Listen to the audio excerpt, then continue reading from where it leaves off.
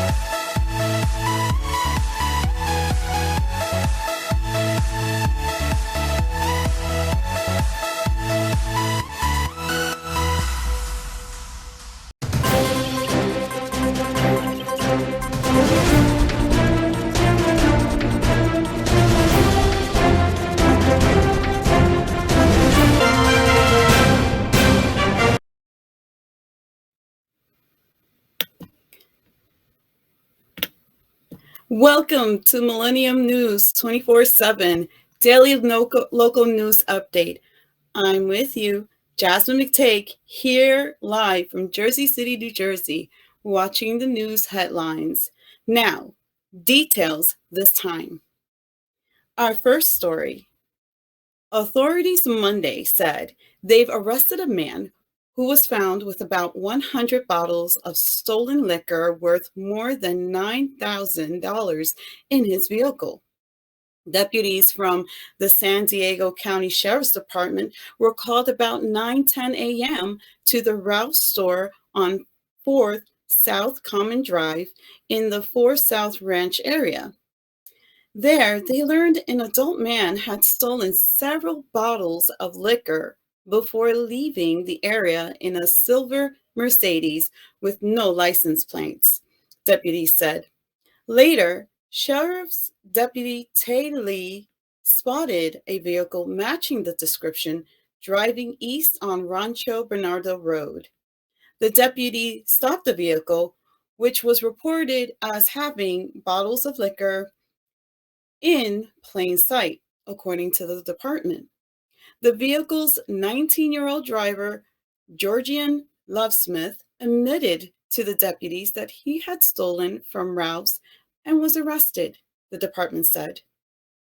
Officials from Ralph's said that most of the unopened bottles in the car were from their store.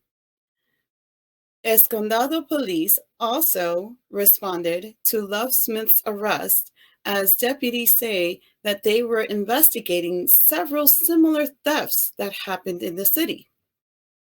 Lovesmith, a Los Angeles resident, has been arrested in several other incidents in San Diego and Los Angeles, deputies said. He went out of jail on bail from an arrest in October. He currently is jailed at the Vista Detention Facility on a $100,000 bail, jail records show. Story 2. A man on bail for a pending gun case was arrested in the South Loop on Sunday after police determined that he was driving a stolen car used in last week's robbery of the Louis Vuitton store in Oak Brook, according to the prosecutors and a source. Oak Brook officially said 14 people took about $120,000 worth of merchandise in a lightning-fast raid of the suburban Vuitton store last Wednesday afternoon. The crime was around 2 p.m. Sunday, Chicago police pulled 22-year-old Jamari Stagler over near Clark Street and Roosevelt Road because the car was driving had a license plate that investigators linked to the Vuitton heist. according to the police records. Twitter user at Kimber 2439-1237, during a traffic stop, police learned the car was stolen and they arrested Stagler, Assistant State Attorney Sergio Gomez said. Stagler is not accused of participating in the Oaks Brook robbery, and Gomez said investigators don't know if Stagler personally stole the car he was caught driving. Prosecutors charged Stagler with possession of a stolen motor vehicle and theft. His private defense attorney argued that there is no proof that Stagler knew the car was stolen. He asked Judge Miriam Ahmed to allow Stagler to post a $1,000 deposit to go home on electronic monitoring. But Ahmed was even more lenient than the attorney hoped. She decided to allow Stagler to go home without electronic monitoring in exchange for a $1,000 deposit. Stagler has a pending felony gun charge from July. In that case, police said they found a loaded handgun in his waistband during the traffic stop. Ahmed ordered him held without bail temporarily, with and until the judge in that case could review the new developments. And now to story 3. A passenger in a red Corvette was killed after the car's drivers lost control and crashed on the Dolphin Expressway near Miami International Airport early Monday, troopers said. It happened around 3 a.m. on the westbound lanes of the expressway, also known as the State Road 836, in the area of the Northwest 42nd Avenue, according to the Florida Highway Patrol. The driver of the red Chevy Corvette, lost control of his car, collided with the concrete barrier wall, and drove through a guardrail before stopping in a grassy median area that separates the west and the eastbound lanes, troopers said. His passenger, a woman, died from her injuries. The man had minor injuries, according to troopers. On to story 4. A new investigative report by the Las Vegas Review-Journal revealed that Metro Police have helped immigrations and custom enforcement capture individuals jailed for nonviolent crimes in recent years under a secret policy it adopted in October 2019. The policy change came one day after Metro announced it had pulled out of partnership with ICE under the new discontinued federal 287G program, which encouraged local law enforcement departments to work with the feds on deportations of both violent and nonviolent individuals. Earlier that year, Metro's lobbyists told state legislators that Lombardo had already instructed correction staff to stop alerting ICE about arrests of low-level offenders. That the policy, according to the lobbyists, applied to individuals who have committed minor crime offenses or traffic violations and have no significant history. But of the rationale behind not offering a nonviolent offenders to ICE is that serious crimes by undocumented people won't be reported if there is a fear that anyone talking to the law enforcement will end up deported. Law enforcement need effective relationships with the community. Low-level and nonviolent offenders might be willing to provide information about more serious crimes, and the ICE policy provides a chilling effect on catching serious criminals. However, it turns out that the Metro, under its clandestine policy change, has been alerting ICE when a non-violent offenders are going to be released from custody, allowing federal agencies to wait outside the Clark County Detention Center and pick up the immigrants. It is all being done off the books. And since Metro isn't officially turning over custody of the detainees, it doesn't have to report its activities. It's appalling that Lombardo would make this policy switch and do it under cover of darkness. He has outright lied to the residents of Clark County and its voters on the important policy matter. Clearly, too, he did it for political reasons, to appeal to the extremist Republican voters with an eye to an eventual bid for a higher office. Now he's running for governor. His campaign is touting him as promoting a zero tolerance policy on immigration, and he reportedly bragged to prospective voters that he had in deporting 10,000 immigrants.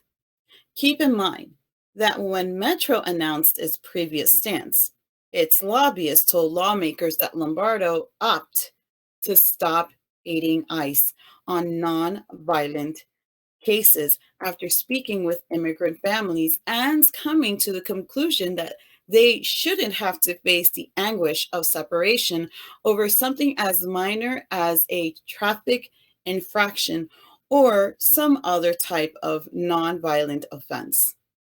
But when he decided to run for governor, his bogus concerns for those families flew out the window. He's rapidly earning a nickname, Two-Faced Lombardo. And now, a short break. Millennium TV, bridging communities worldwide. We broadcast diverse international content from Europe, Asia, Africa, and now right here in the USA. Watch us via Roku on your smart TV. Submit your own content to 1530entertainmentllc@gmail.com. Download the Millennium TV app from the App Store to stream our shows anywhere, anytime. Millennium TV.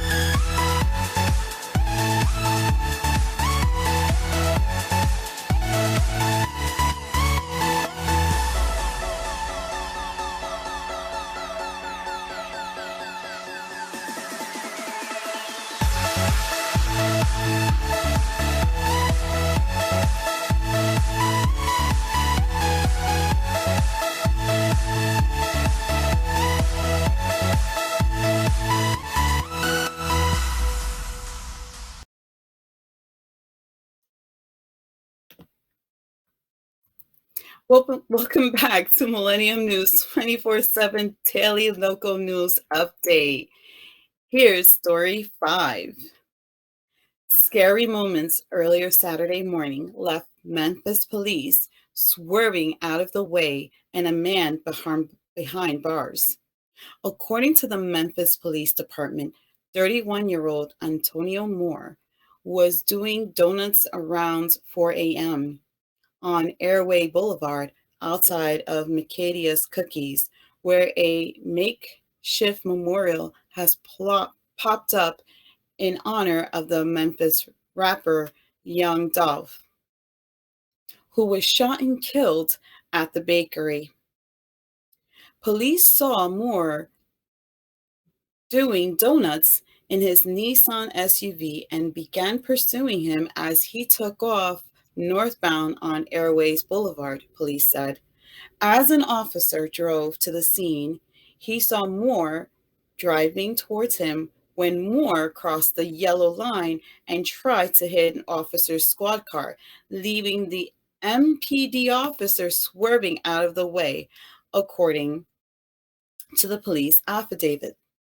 Another officer attempted a traffic stop on Moore, but Moore refused to stop, crossed another set of yellow lines, and attempted to hit another squad car, police reported. Moore eventually turned around to travel southbound at a high rate of speed on airways and again attempted to ram the police cars, according to the police affidavit. Police said Moore ended up at a tire shop on Airways Boulevard, where he jumped out of his Nissan and took off running, police said. A brief foot chase ensued, and police arrested Moore, smelling the odors of intoxicants coming from his breath, according to the MPD. Now to story 6. 3 men were arrested Monday, one for potential drowning after they were accused of trying to break into a yacht at Rouse Wharf in Boston, police said. Officers were called just before 3 a.m. to a breaking and entering in progress in the area of 50 Rose Wharf after receiving a report that 3 men gaining entry to the secure wharf and climbing aboard the 97-foot yacht Valiant.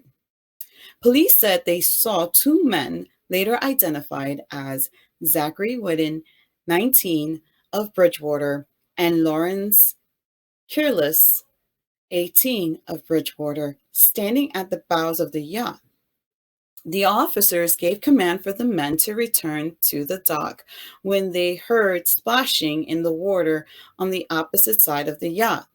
Police said they saw a third man, Ryan Convery, 19, of Bridgewater, struggling in the waters about 20 feet from the docks. Convery was trying to stay above the water and said that he was cold and could not swim. Officer had him grab a hold a nearby rope, which they then used to pull Convery back towards the dock. Several officers took a hold of the rope and lifted out of the water to safety. Officers then provided first aid to Convery until Boston EMS arrived. He was taken to a local area hospital for treatment, while placing the 2 remaining suspects in custody on scene. The officers recovered a large bottle of vodka from a hooded sweater of Whiting. While placing Whiting and Curlis in custody, police said officers recovered a large bottle of vodka. The 3 men appeared in Boston Municipal Courts in charges of breaking and entering nighttime. Whiting also charged with possession of alcohol by a minor. The yacht that is owned by Charles Riverboat Company specializes in high-end private events. Quote, thankfully, due to the diligence of the Roe Wolf security team and the Boston police, they were able to respond in a timely manner and apprehend the suspects, which prevented any damage, theft, or injury from occurring on board, end quote, operations manager Gibson Cushman said in a statement. And now for story 7. A local Ethiopian American community held protest at the intersection of Post Oak and Westheimer in the Galleria neighborhood on Sunday, urging the U.S. government to stay out of their country. The protesters fear the U.S. will interfere in the year-long battle between Ethiopian government and the rebel group Tigray People Liberation Front.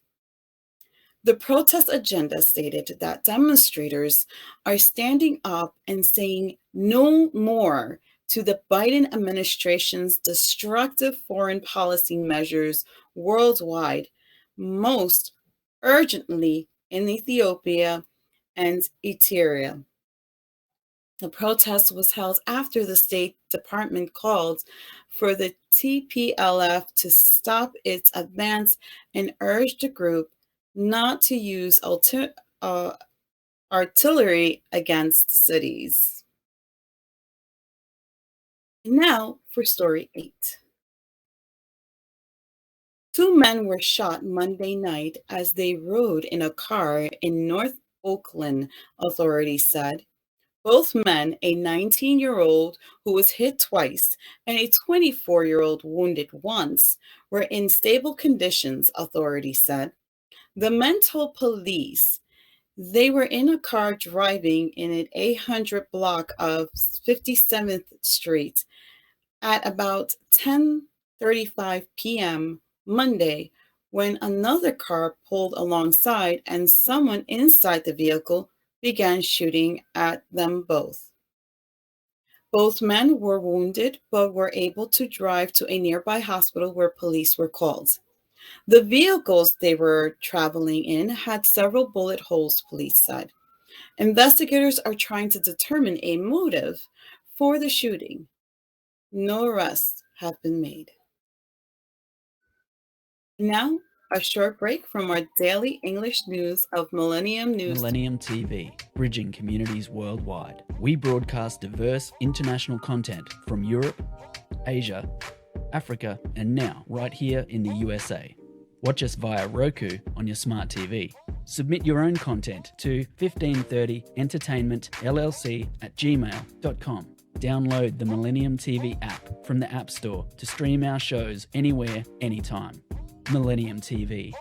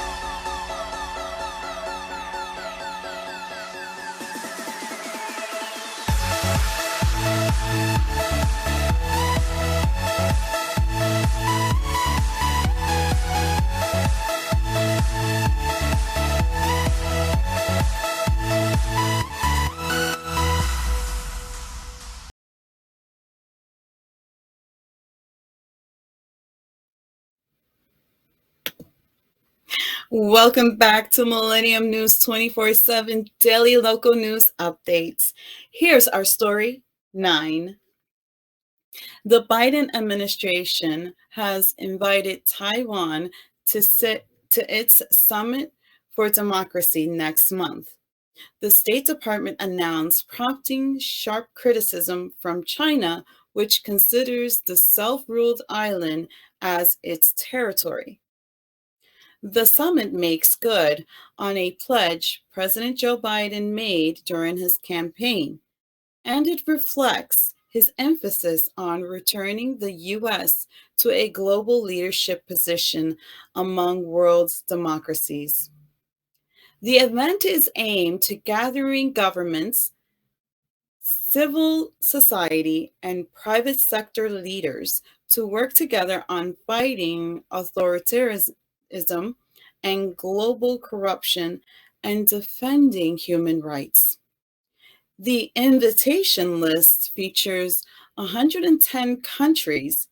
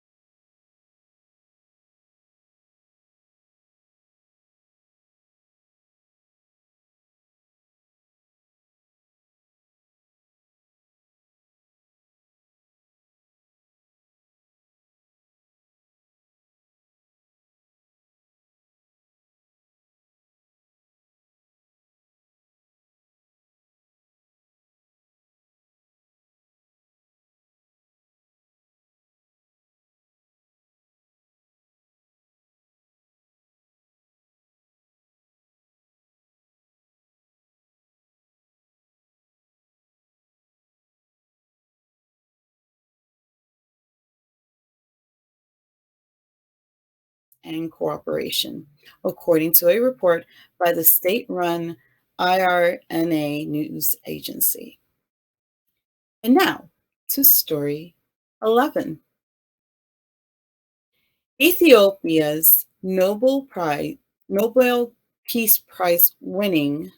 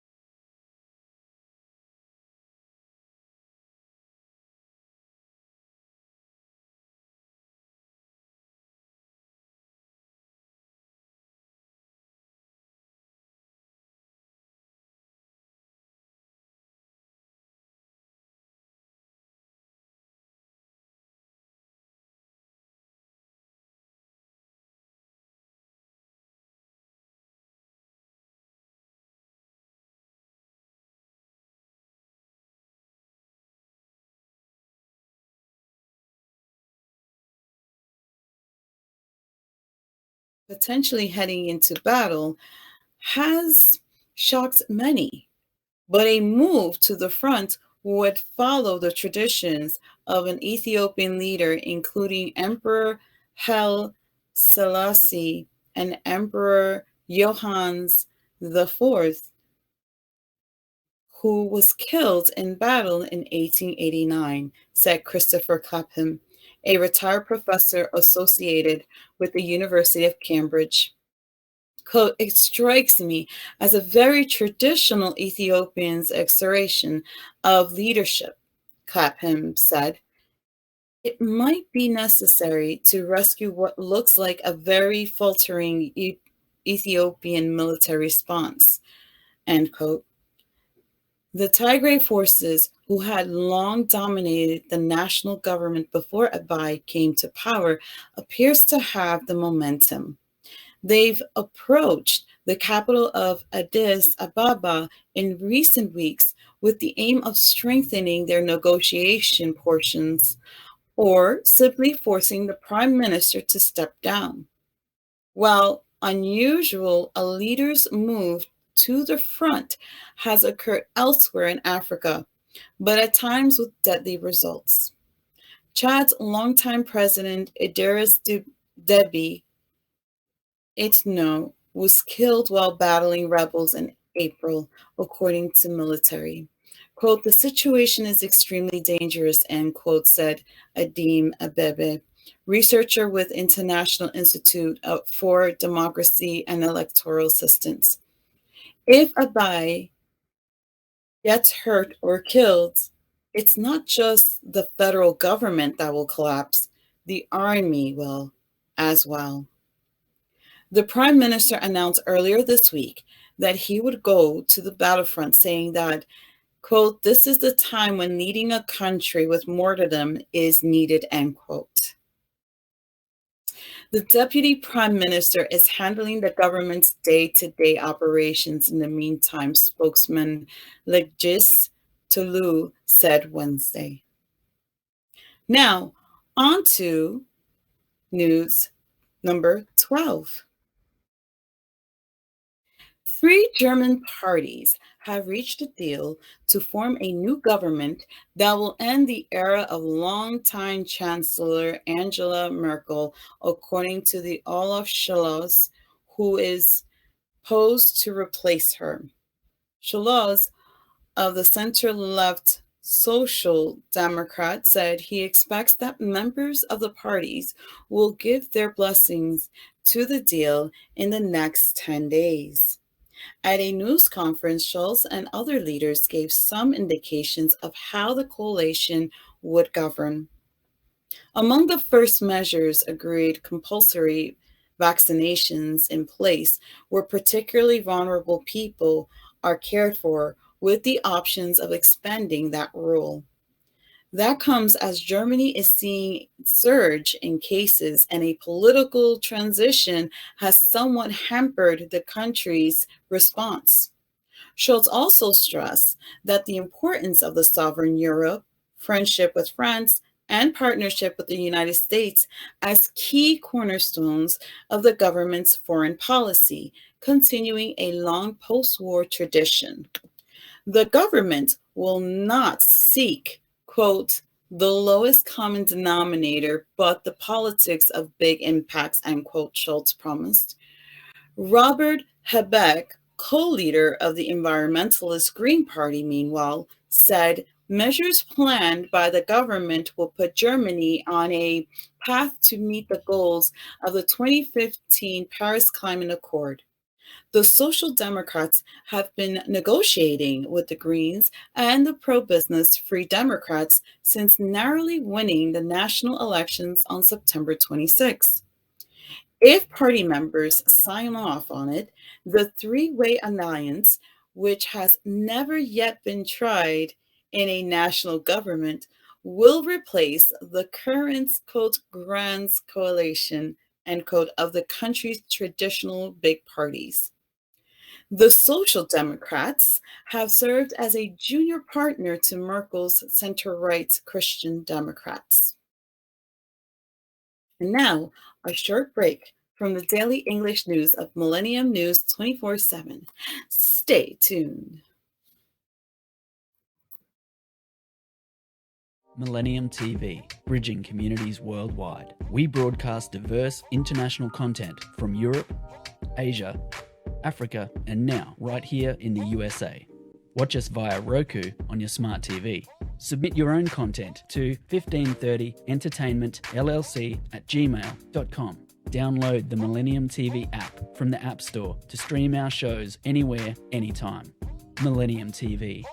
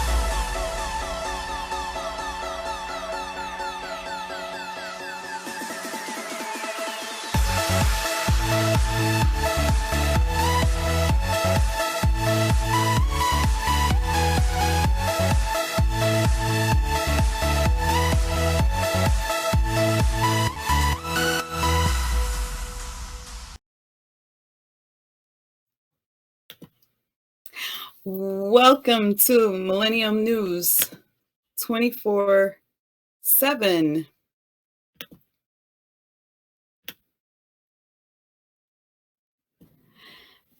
Daily news, local news updates. Story 13. Ukrainian and Western officials are worried that the Russian military buildup near Ukraine could signal plans by Moscow to invade its ex-Soviet neighbors.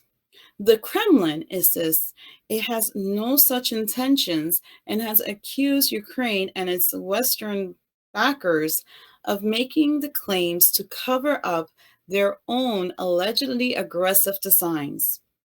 It is unclear whether the Russian troops' concentration heralds an imminent attack or represents an attempt by the Russian President Vladimir Putin to persuade the US and its NATO allies to refrain from sending soldiers and weapons to Ukraine and drop plans for its eventual integration into NATO. Here is a look at the current tensions. Russia annexed Ukraine's Crimean Peninsula in 2014 after the country's Moscow-friendly president was driven from power by mass protests. Weeks later, Russia threw its weight behind a separatist insurgency that broke out in Ukraine's east. Ukraine and the West accused Russia of sending its troops and weapons to back the rebels. Moscow denied that, charging that Russians who joined the separatists were volunteers. More than 14,000 people have died in the fighting that devastated Ukraine's eastern industrial heartland known as Donbas. A 2015 peace agreement brokered by France and Germany helped end larger-scale battles, but efforts to reach a political settlement have failed, and sporadic skirmishes have continued along the tense lines of contact. Earlier this year, a spike in a ceasefire violation in the east and Russian troops concentrations near Ukraine fueled war fears, but tensions abated when Moscow pulled back the bulk of its forces after maneuvers in April. Ukraine complained this month that Moscow has kept about 90,000 troops not far from the two countries' borders following massive war games in western Russia in the fall. The Ukrainian Defense Ministry said units of Russian 41st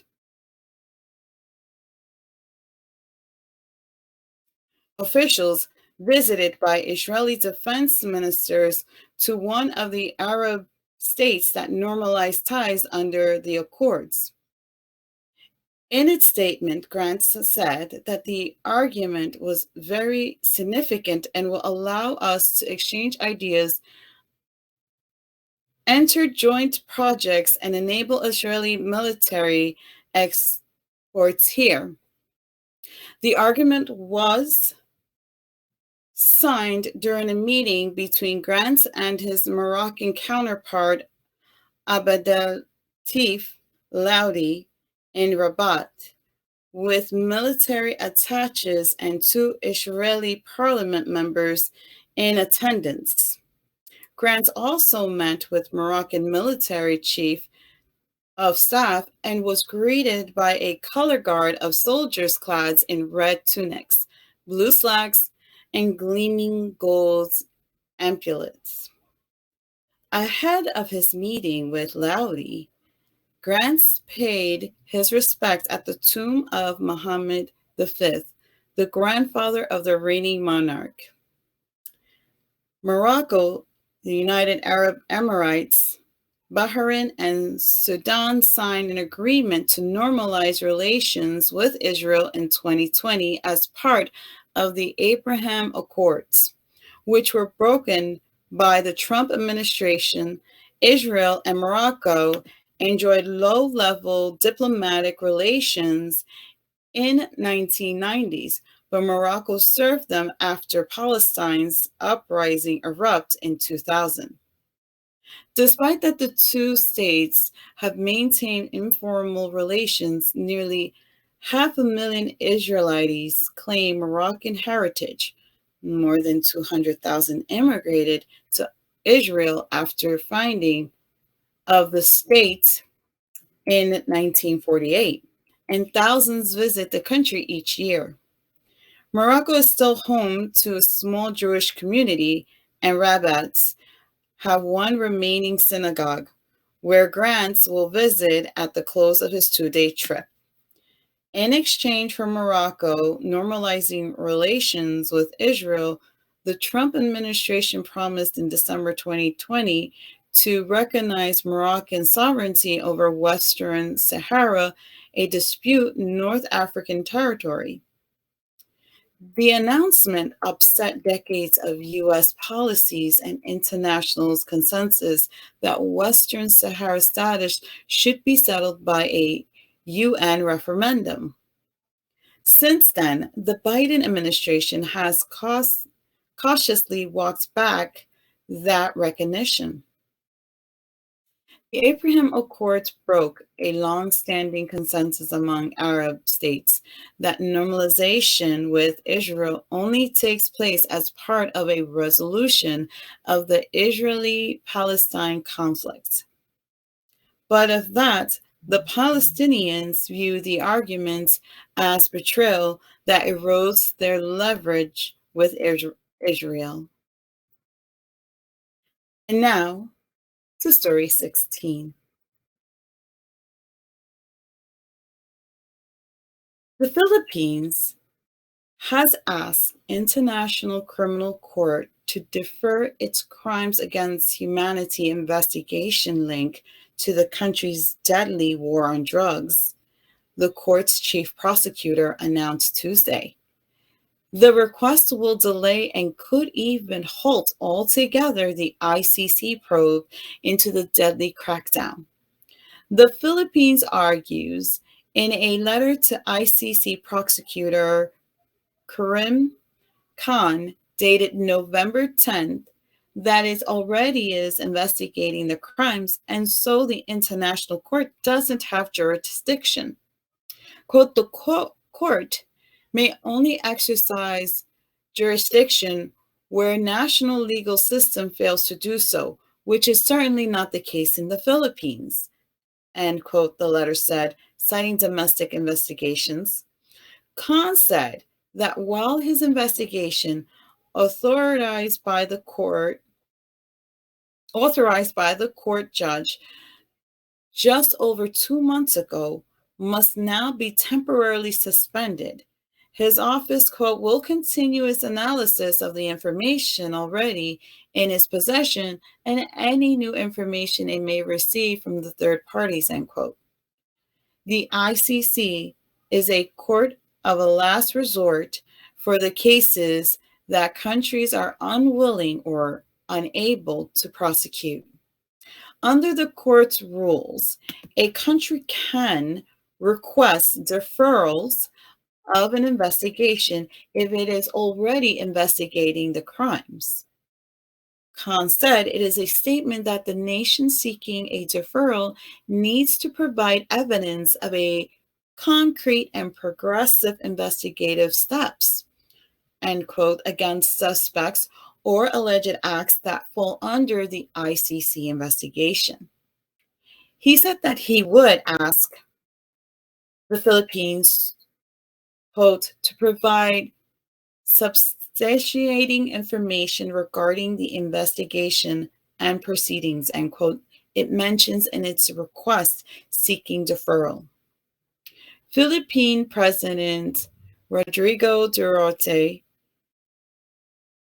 has defended the crackdown as lawfully directed against drug lords and pushers who for many years destroyed the present generation, specifically the youth, end quote. More than 6,000 mostly poor drug suspects have been killed, according to the government's pronouncements, but human rights groups say the death toll is considerably higher and should include more unsolved killings by motorcycle riding gunmen who may have been deployed by police. Duterte has denied condoning extrajudicial killings of drug suspects, although he has openly threatened suspects with death and has ordered police to shoot suspects who dangerously resist arrest. This was our daily local news update for Millennium News 24/7. Log in to get the latest news. All our social network sites, Facebook, Twitter, Instagram, TikTok, is Millennium News 24. Also, Our YouTube channel is News Channel M24. Viewers now on both networks broadcasting Android and iOS devices, Apple TV, Roku, Amazon Fire TV, also all smart TV platforms. Please enjoy our entertainment and latest news and views. Our Millennium TV app, Millennium TV USA Android, Millennium News Google, and www.millenniumtv24.com. Stay with Millennium News 24. Thank you. Bye.